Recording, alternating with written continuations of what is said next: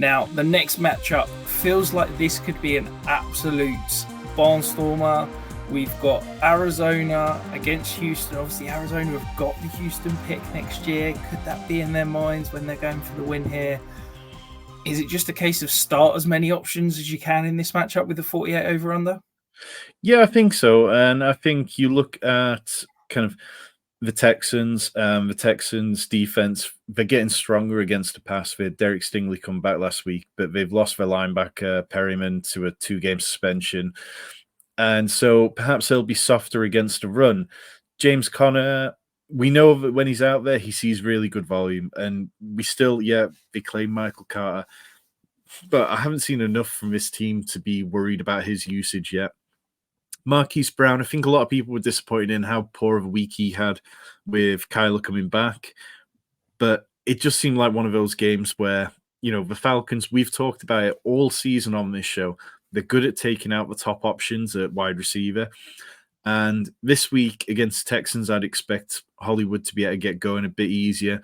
The Texans are ranked 24th versus wide receiver ones, so it's not the toughest matchup. The Texans are also 25th versus tight ends, so you can get at them. They've allowed the most fantasy points to tight ends. They allow 7.1 receptions per game.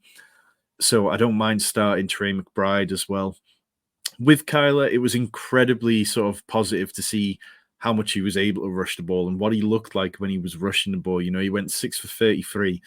But it was one of those kind of situations with Kyler where if you actually measured it as the crow flies, he must have rushed for 80 yards or so because he was scampering all over the place.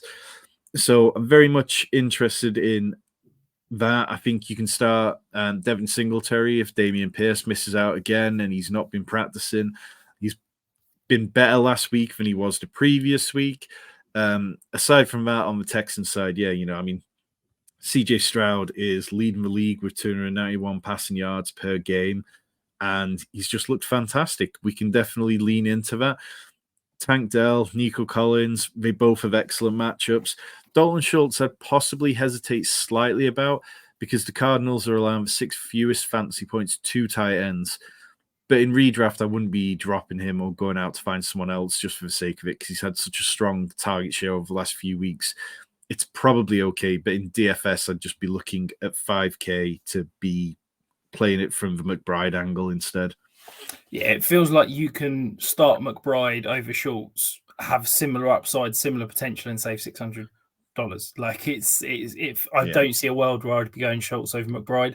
McBride, since Zach Ertz went to IR, is the Titan 2 in points. He's the Titan 3 in points per game. Like the guy's being used to an obscene level.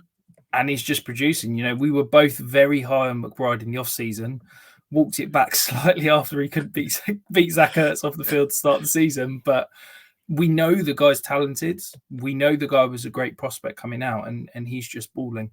Very excited.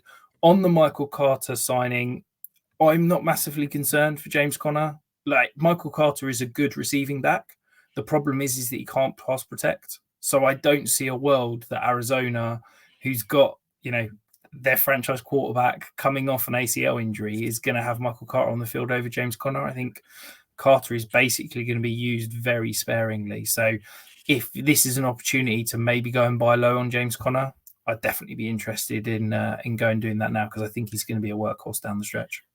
Yeah, what we've seen with the Michael Carter waiver claim, that's what teams like the Cardinals have to do. You've got good waiver priorities, so you might as well use it. You might as well take a look at these players now because they're going to have a big roster churn before they get going next year in year 2 of this rebuild sort of on the fly for the Cardinals. So it was a sensible move, but I don't think I've ever seen anything from Michael Carter to suggest he's a better player right now than James Conner is.